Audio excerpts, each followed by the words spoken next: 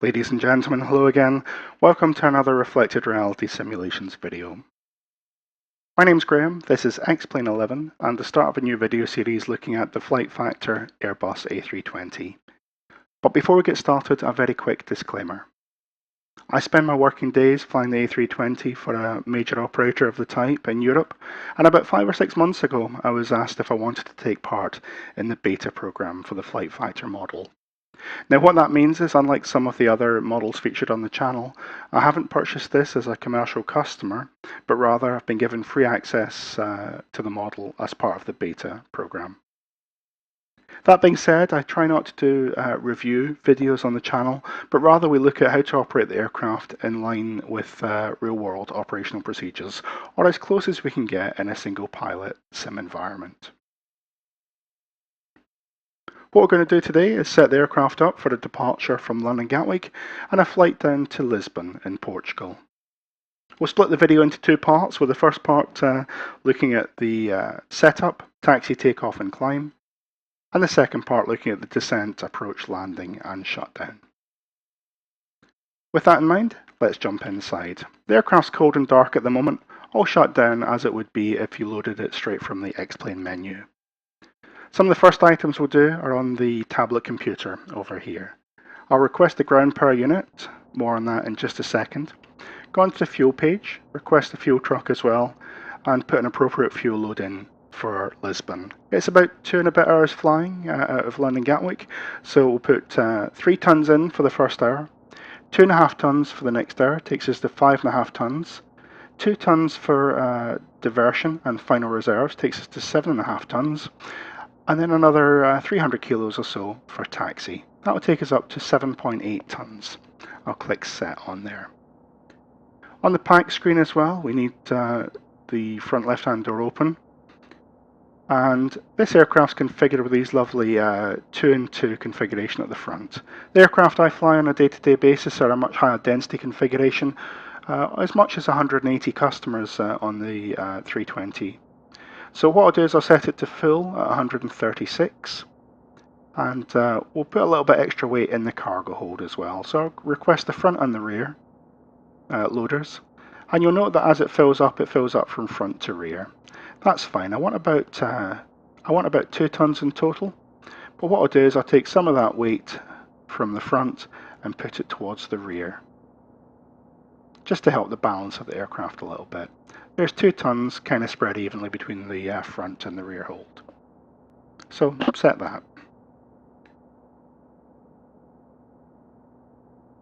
The aircraft's still cold and dark. Despite that ground power being applied, all it's done really is turn this little available light on the external power push button.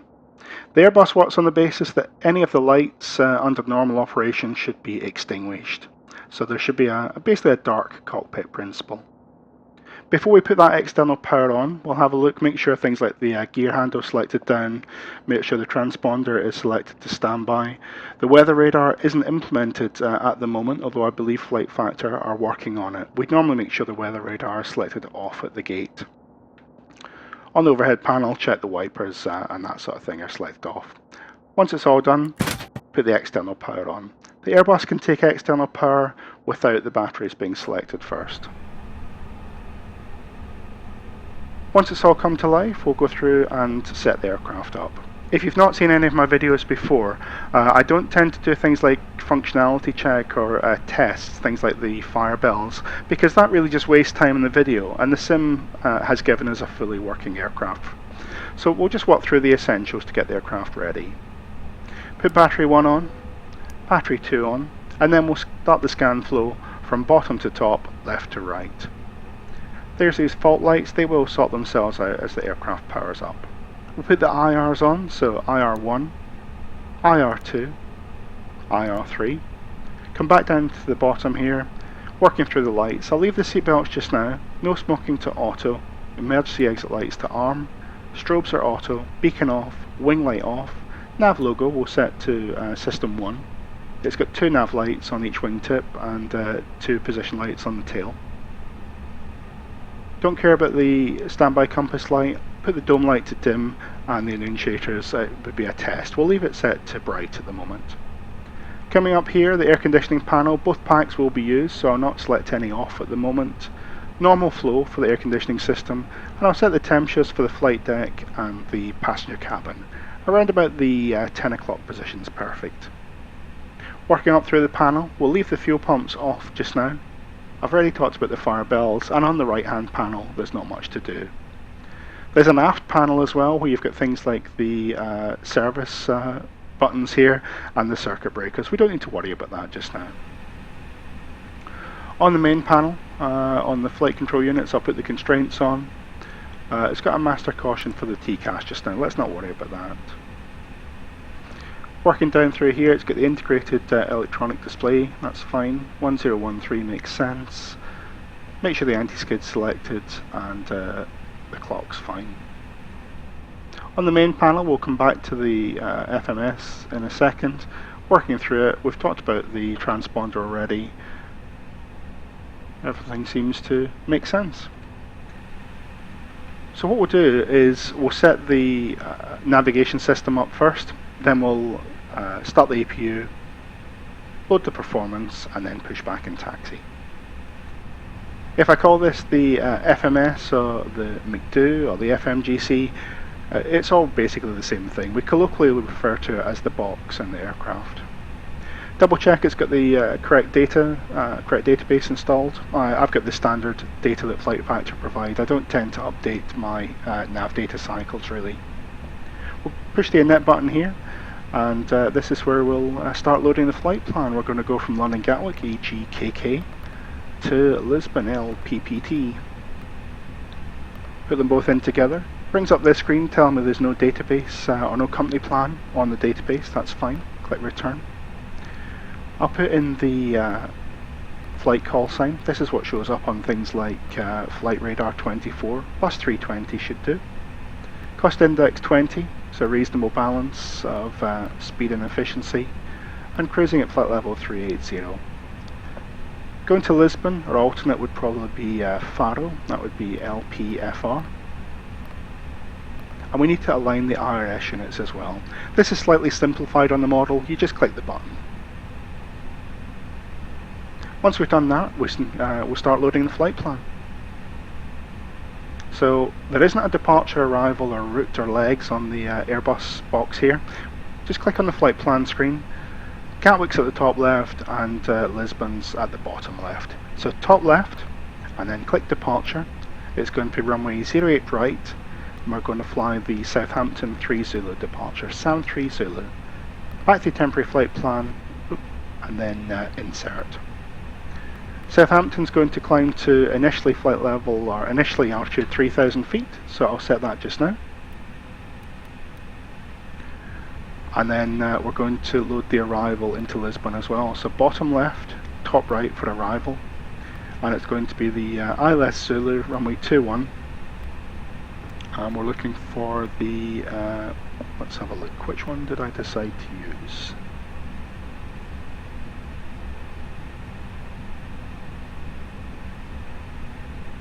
One second. It was the INBOM, I think. Where's that gone? INBOM, there we go. INBOM 3 Bravo. So that gets us from Southampton, discontinuity to INBOM. Now I'm not really a fan of putting a very detailed route on the box because really it doesn't make it any more difficult to fly the model. It's just another name for a waypoint the aircraft's going to fly to itself. But in the spirit of learning how to use the aircraft, I'll put a few waypoints in. We'll load the airways here. Airbus is really quite clever that we're going to go from Southampton to the first waypoint called Lelna, which is in France, the France-English boundary. And it knows the airway to get there. From Lelna we're going to go to Basic. And again, it should load the airway automatically, and then Novan. So you can see it's really quite easy to load an airways routing. We'll just leave it at that, because that should really be enough to get the idea. Once we've gone to Novan, what I'll do is I'll clear the discontinuity, and we're going to go direct to INBOM. On the init page, we should really pick up the wind from ACARS as well. Most companies have got access to wind uplink now, where you can request the wind and it will store it for the various different waypoints. Once the plan's loaded, we can bring up, you can pop out the displays here as well, so as you're panning around you can keep some of the displays on the screen. I find it's really quite useful to have the nav display available. So bring the nav display up and then zoom down back onto the computer. With it set to plan mode, we can scroll through the routing, making sure it all makes sense. There's no breaks. We'd obviously check it with the flight plan as well. And that seems to have the full arrival all the way down to Lisbon.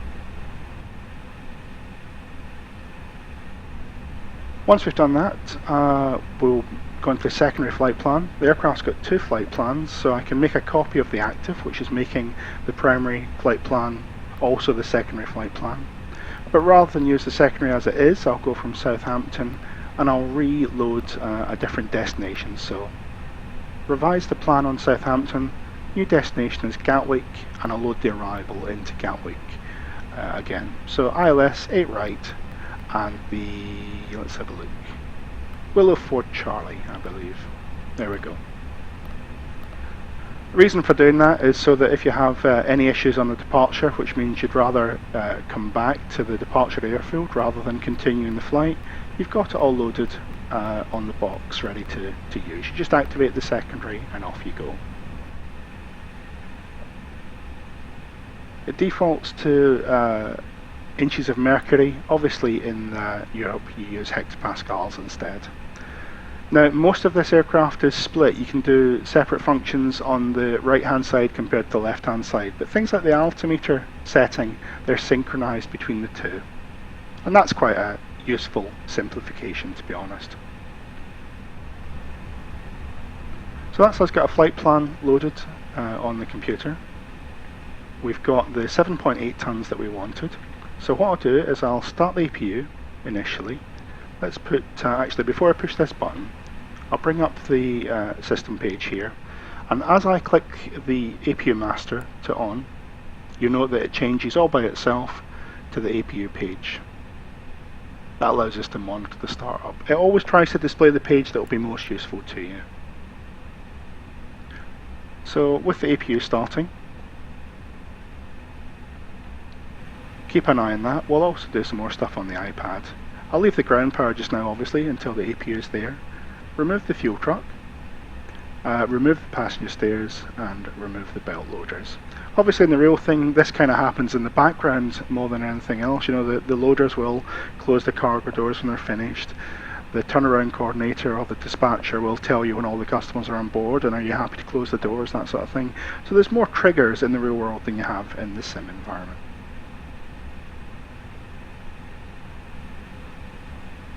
Once the APU is available, you'll see it says available on here and available on the main display as well. After a few seconds it will remove the APU display and go back to the normal display it had, showing you the doors at the moment. With that APU being available, I can now disconnect or remove the external power first of all. So I push that button, that's disconnected the aircraft from the power, but the power is obviously still plugged in. So we can tell the ground crew to remove it once we've safely disconnected it. We're going to need APU bleed to start the engine as well. So that gives us air pressure as well as the electric power from the APU. And now the power transfer has happened, I'll turn the fuel pumps on. The fuel pumps use quite a lot of power, so it's not in the official procedures for the aircraft, but a lot of crews prefer to leave the fuel pumps until the power transfer to APU power has happened. Just a bit kinder on the electrical relays. The last page we really need for information on the tablet here is the performance data. This is effectively the load sheet for the aircraft. So just double checking the IRs have all aligned properly. It's still saying GPS primary lost. IR should be aligning in just a second or so. But we'll start loading the data. There we go, GPS primary, and in actual fact that's it all sorted out. I'll put the seatbelt signs on before I forget as well. So we'll click on the init button again and push the right button to go into the second page. This is called init B. This is where we load the weights and the fuel into the aircraft. So the first thing we're going to put in is the zero fuel weight and the zero fuel weight CG. We can get these from the tablet here. Zero fuel weight is going to be 54.7. and the zero fuel weight is EG311. So 54.7, 31.1. 54.7, 31.1. Next thing it's looking for is the block fuel, 7.8 tons. So put in 7.8. It has a think about it and tells me the takeoff weight is 62.2. It's going to allow 300 for the taxi, which will take us to 62.5 actual weight at the moment. And the load sheet says 62.5, so that's spot on. That's a good check. Once we've done that, we'll load the performance as well. So runway 08 right, we're going to use full length, so there's no takeoff shift required. Flap 1, and I'll use a flex rating of 55 degrees. Speeds, it will pick up these automatically in the model. The sim can't do this, you have to use the computer of the manual tables to get the speeds on the real aircraft. It won't pick up a V1 automatically because it's not really capable of doing that. There's no way for a sim model to do that at all. I'll just put in the same speed as rotate. Unless you're on a runway that's maybe less than, I don't know, 1600 meters, your V1 and rotate should be very similar. The only thing I'll change on this departure is the thrust reduction and acceleration altitudes, just to show something a little bit different. If you've seen the IXEG series, IXEG 737 series I've done, I set the thrust reduction based on heights above the airfield. This is actually based on the actual altitude involved. So Gatwick is around 200 feet. To accelerate 1500 feet above the field, it's 1700 we want on there. What I'm going to do is, because it's a very low level off, to show you some of the other features on the aircraft, I'll put in 1200, which is basically starting the acceleration and thrust reduction 1000 feet above the field. So 1200. We're also interested in this clean speed down here. It says 214, and under departure you can see we've got a 220 knot speed restriction. But with 214 being the clean speed, that tells me I can clean up to flap 0 on the departure. Just check it's got the managed speed of 220 on the next phase as well. The last thing we'll do is check the arrival time, the distance and the fuel on board. That all makes sense. I should point out that this is trying to replicate the FMS1 version of the FMGC on the aircraft. The real aircraft in the field, the vast majority of them are on a newer version of the computer, but this version is it's got more documentation available, which is why the developers have chosen to use this version. So you see some little differences compared to photos or videos you'll find online of the real thing. But personally, I'm very happy with the compromise. I'd rather have something that works the way it's supposed to work, even if it isn't exactly bang up to date. So I'll put the flight plan on the pilot monitoring side and put the performance on the pilot flying side. We need to obviously call the air traffic, get our clearance, which should give us a transponder code as well. I'll make that ready. And then we're in a position to push the aircraft by. I'm going to use BetterPushback for that. I'm really a fan of this. I've used it for about a month or so now, and it makes the thing just a lot more lifelike. Say, start pushback. Ground to cockpit. Please show me where you want to go. I've already showed it how to push from this stand here. We're going to push back, turn, and then pull forward. So I'll push enter to accept the plan, and the tug will drive up. This process varies at... Ground to cockpit. Tow is driving up. Okay, this process varies at different airfields around the world. Some airfields will have the tug available straight away whilst you're getting ready, and then the pushes happen straight away. Other airfields, the tug is controlled by the airport authority and shows up when you call for push. So it's really quite variable what you get. I've not done any of the checks just yet, because the first thing he's going to do is obviously connect and lift the aircraft up. This is a really good plug-in, the BetterPushback.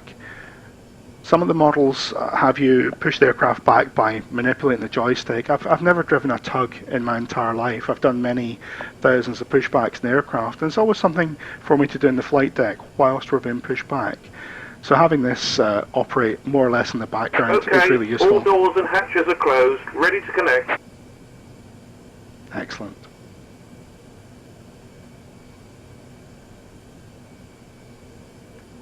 If you're inside as well, you can actually see it just lift the nose a little bit as it connects up.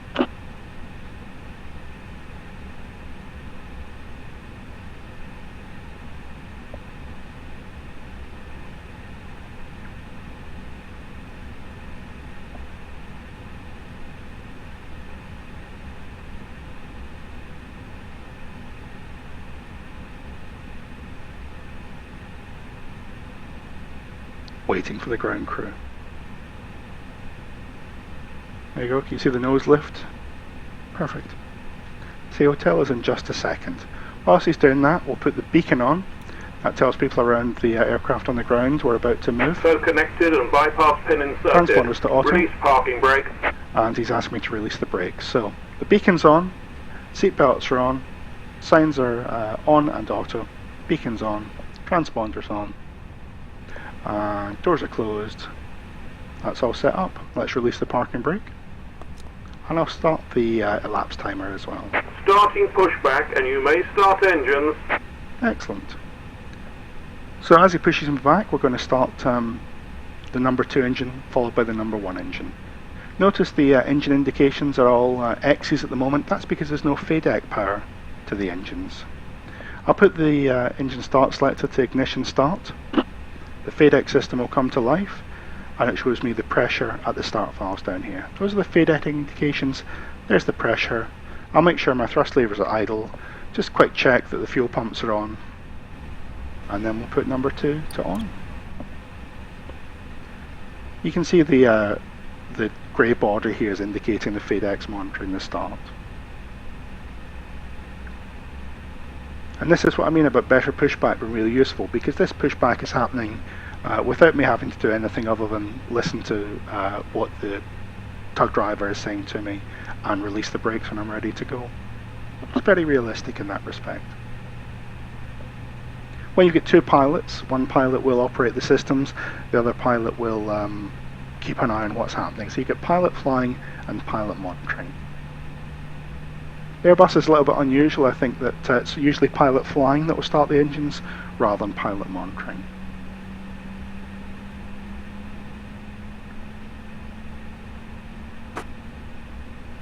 So any second now it will tell you that it's available here. The grey background disappears. And then once it says available, we can start the number 1.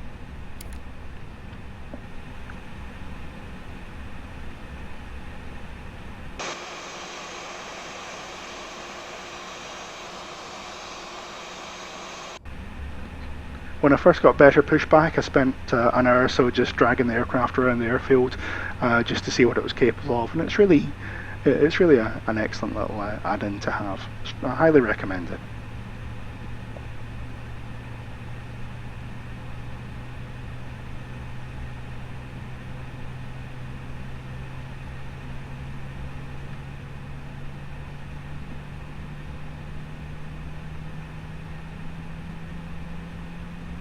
He's going to start pulling us forward. Most ground crews would tell you before they change direction, before they start pulling you forward, simply so that you know that they are doing it, as opposed to the fact maybe the tow bar is broken and the aircraft's now rolling away. They tell you they're going to pull you forward before they start. So number 1 engine's available. With that in mind, we can take the mode selector, turn it back to normal. On the overhead panel, turn off the APU bleed, consider the wing and engine anti-ice, and turn off the APU if we're finished with it. The pilot monitoring's got a flow to do as well. He'll arm the ground spoilers, reset the rudder trim, set the flaps, and then set the takeoff trim. The takeoff trim is the last thing we get from the load sheet here. CG 30 or 3 down. Set parking brake. Let's just not worry about that at the moment. So 30, we can set it around about there. There's the index, and that's about 0.3 down. That makes sense. Check the doors, make sure they are armed, and make sure there's no status showing on the aircraft. He wanted me to set the parking brake, so there we go. And he should start to drive Disconnecting off. tow, stand by. What I'm going to do now is turn off the tablet here, because it tends to capture input. See that blue border around it means it's capturing your keystrokes. So I find it easier once you're done with it to turn it off. So you can see the tug driver drive away. Some tugs, especially those in Scandinavia, they seem to have a little flag on the top of the tug, so you can see them from the flight deck, because it's a very real problem, especially at airfields where you need the tug before you can request a pushback. Very often you can't really see the tug from the flight deck. If it's a tow barless tug, it's really quite far underneath the front of the aircraft.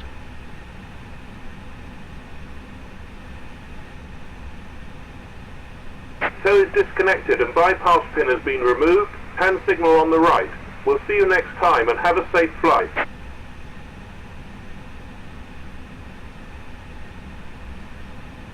There it goes.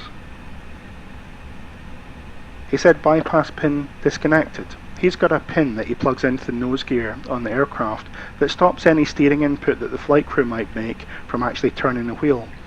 Obviously, if we were to turn the nose steering whilst he's plugged in on the tug, we could really damage things down there. So that pin is it stops that happening. He has to drive away and show you the pin so that you know he's removed it from the aircraft. Once he's done that, we get our air traffic, obviously we do the checklist, and then we get our air traffic clearance, our air traffic taxi clearance. So I turn on the taxi lights, release the part brake, and we'll taxi out to runway 08 right.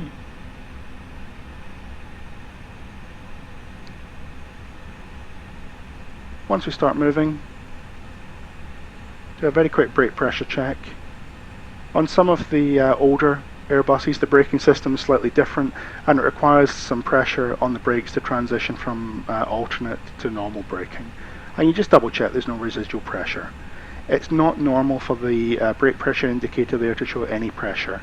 If that's showing you pressure, you're on the standby braking system.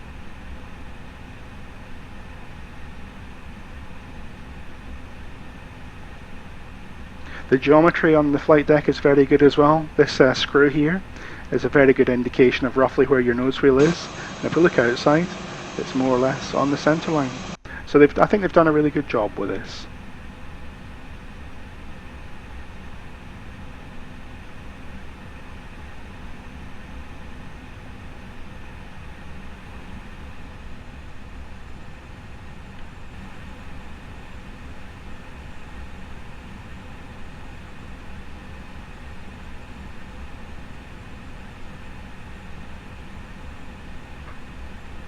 So I'm only using a 3D twist joystick at the moment. You can see that the steering input is being applied through the rudder pedals. It's got a tiller here on the left hand side as well.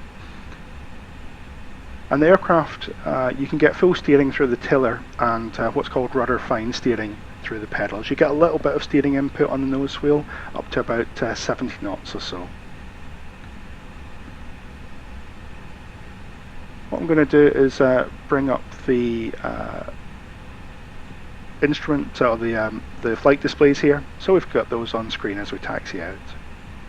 I'm going to do a flight control check. I'll bring the power back to idle at the moment because it will taxi quite happily with idle thrust. And we'll do the flight controls. So as I pull back on the stick, you'll notice the lower display has been replaced by the flight controls. We do up and down, left and right. And then we've got to do the rudder check as well. Obviously I don't want the aircraft to steer as I'm deflecting the rudder pedals. So if I come down here, click this button on top of the tiller, I can now operate the rudders without deflecting the nose wheel steering.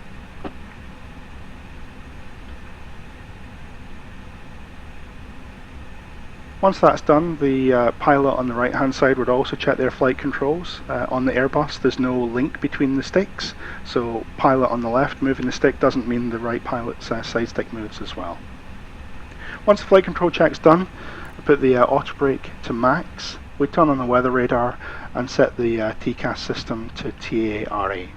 and it will say T only as it's on the ground.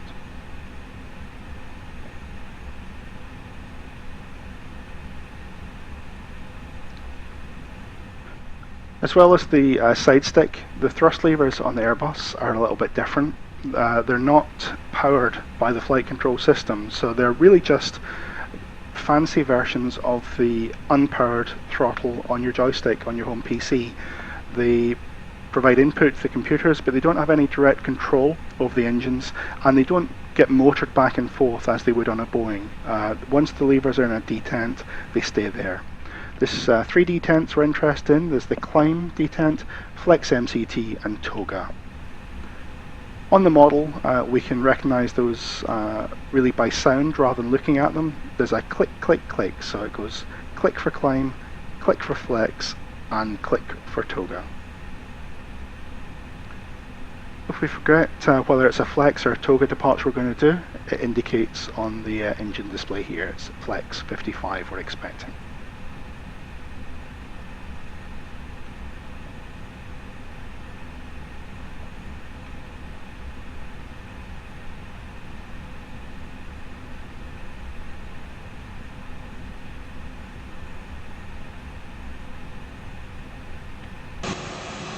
The other good thing about having those pop-out displays is you can spend a little bit of time looking at the outside of the aircraft while still being able to monitor what's going on.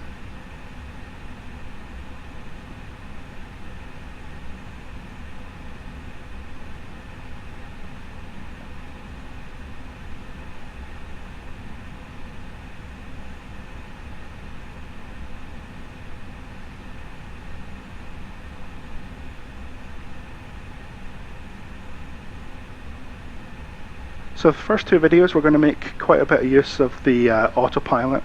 We're departing what is in real life a very busy airport, so we'd normally make maximum use of the autopilot so we can monitor the aircraft and the climb rates, that sort of thing. On this departure we're going to level at 3,000 feet, so it's only about 2,800 feet in the climb. That will happen really quite quickly.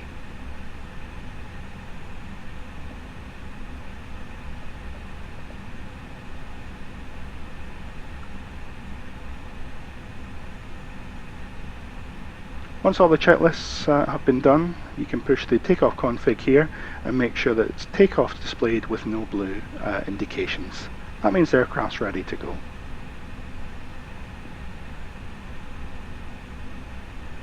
So when you're taxiing out, you've only got the flight control check to do, the TCAS and the weather radar to turn on, and the config to check, and that should be pretty much all you need.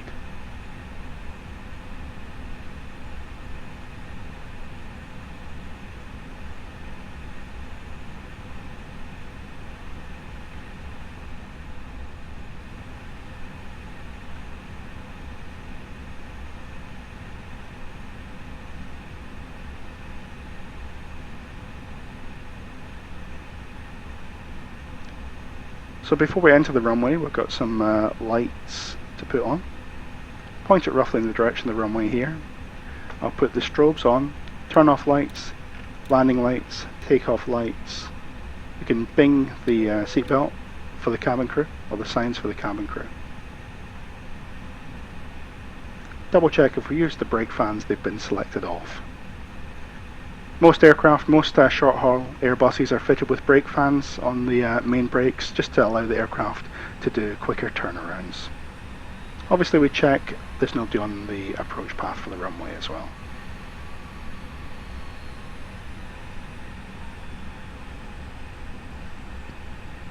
I'll come to a halt on the runway and we'll approaching advance the thrust. 08 right.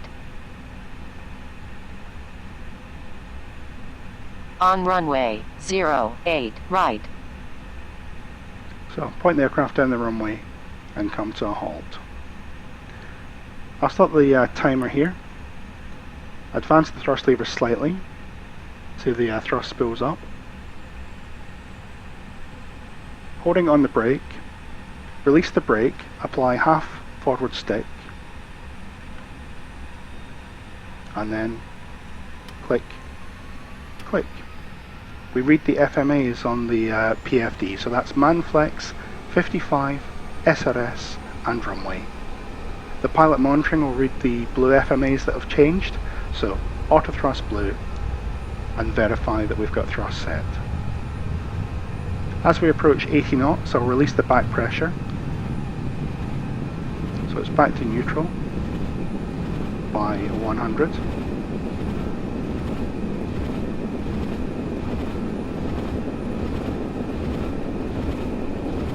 And there's V1 rotate.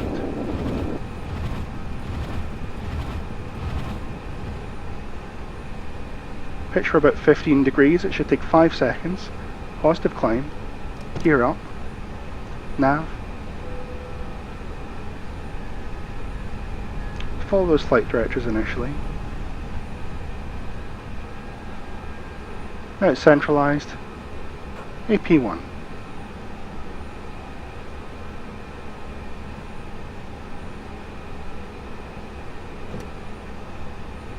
As we approach 1200 feet, it's going to flash lever climb, and it's going to start to accelerate. There you go. So, lever climb. Bring the power back. Now it's thrust climb, climb, and auto thrust. Flap 1, so once we're above S speed, I'll select flap 0. Get rid of that nav display just now.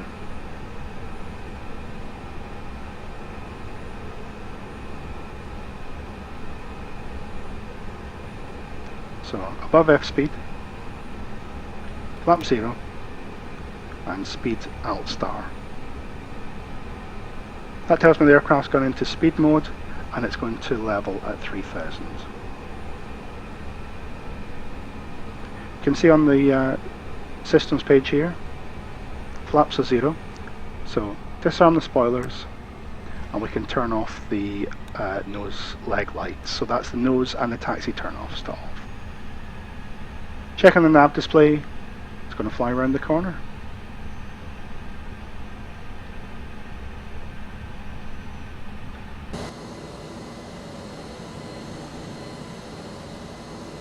It's really that easy in the Airbus. There's a lot of automation involved. The thing that's interesting is the on the 737 it will make the power change for you, but it won't accelerate without pilot input, whereas the Airbus, it will accelerate without pilot input. It will lower the nose, but it won't make the power change for you because it's not able to move the thrust levers itself. It relies on you to bring them to the detent. So once it's in that climb detent, it's free. The aircraft's free to select any power between climb thrust and idle thrust. That's the auto thrust range it's in at the moment.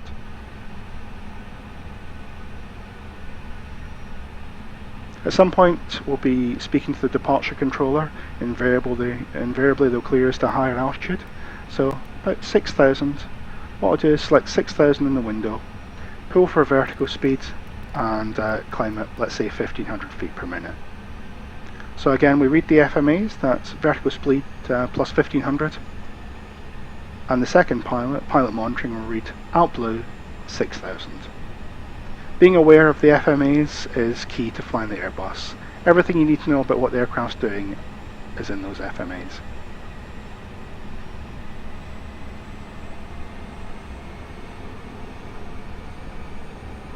There's Red Hill Airfield over there, and Gatwick.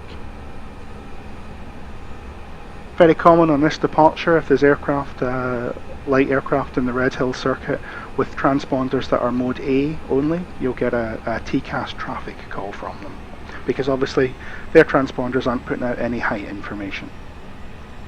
Round the corner, the speed target's changed to 250 knots, and that's what we're doing just now. It's a particularly busy bit of airspace here. So let's say air traffic want to put you on a heading rather than leaving you to fly the route yourself. They say left turn heading 250. I'll pull the heading knob and then left onto 250. Read the FMA heading.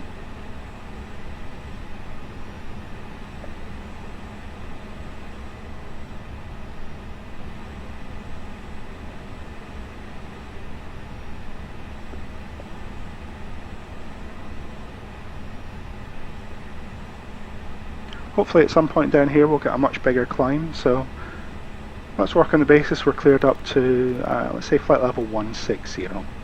So what I'll do is we'll set standard by pulling, so standard there, and pull the altitude knob for open climb. So thrust climb, open climb, alt blue, flight level 160. With it in open climb mode, it's going to put the full climb thrust on.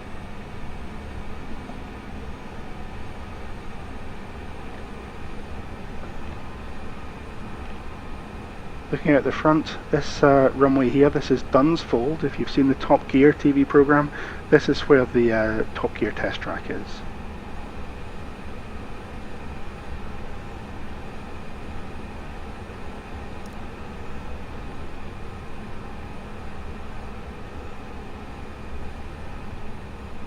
If we want to go back on a direct to a waypoint, that's quite straightforward as well. We'll go into the system here, direct, and then let's say Southampton, direct Southampton, and insert. Give it a second to think about it, goes back into nav mode, turns towards Southampton, and you can see the active waypoint. Dead straightforward. One of the oddities about this departure in real life, as well as provided by the nav data source here, is 4,000 feet and 250 knots coded as a restriction at Southampton. Well, we never get to Southampton at 4,000 feet, and the 250 knots isn't published. It's 250 knots below flight level 100, obviously, but for some reason the nav data providers put it on the departure route as well. What that means is, as the aircraft climbs through flight level 100, it would normally accelerate to its final climb speed, but that 250 knots will still apply. So we can fix that.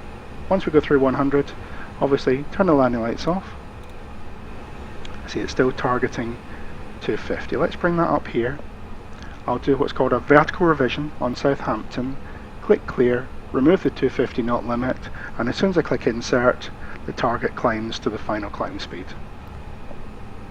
You can see what it's doing on the perf page. So click perf, cost index 20, managed speed is 284. And progress tells you it's capable of going up to flight level 390. We're going up to 380 today. Now the aircraft's accelerating and the deck angle is quite low. We're probably in a good position to turn the seatbelts off. I'll select it to auto. That way if I forget to put them back on again, once the aircraft's configured for landing, the seatbelt signs will come back on again.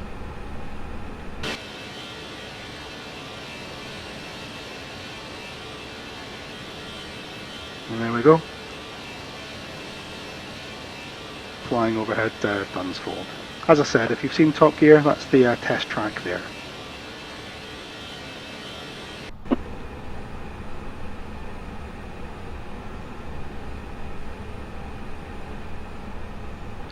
So at the moment the aircraft's going to level at flight level 160. We'd hopefully get a further climb beyond 160.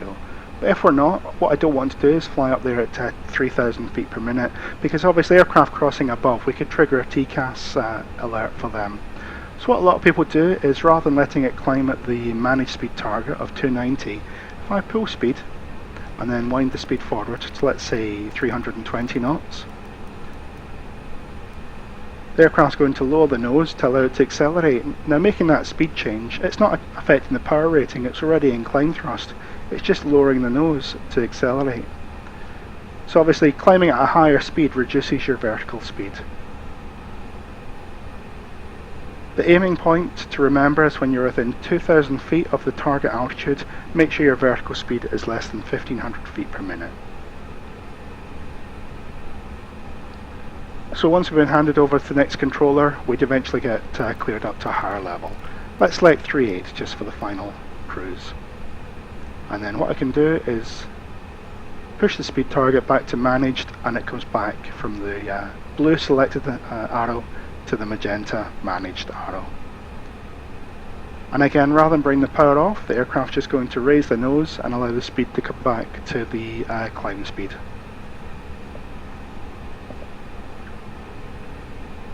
Hopefully as well we'd get direct to another waypoint, let's say direct Lelna. And there we go, nav Lelna.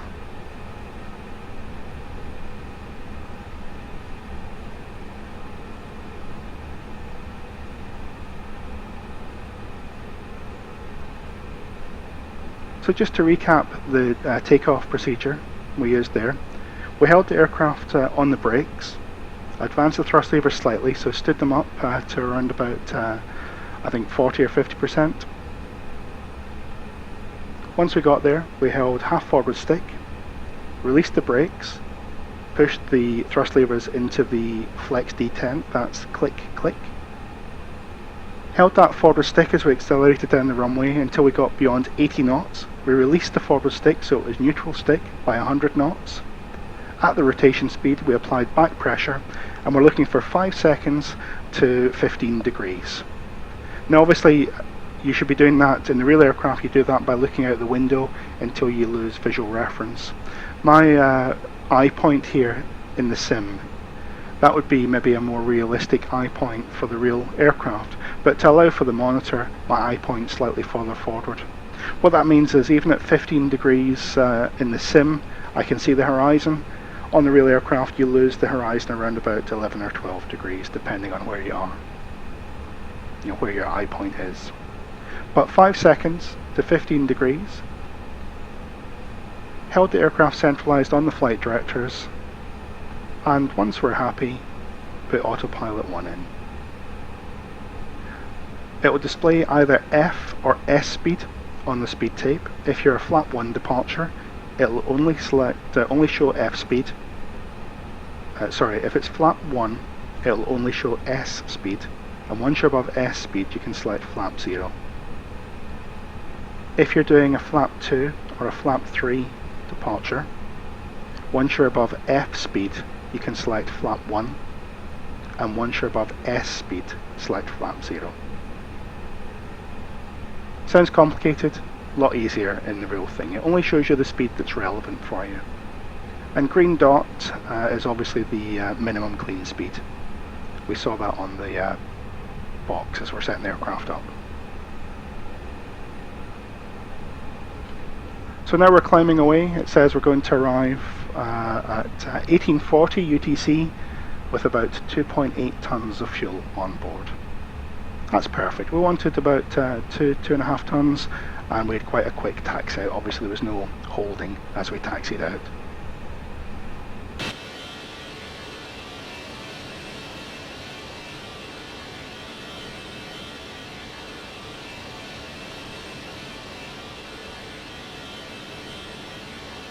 Just rushing towards the Isle of Wight just now.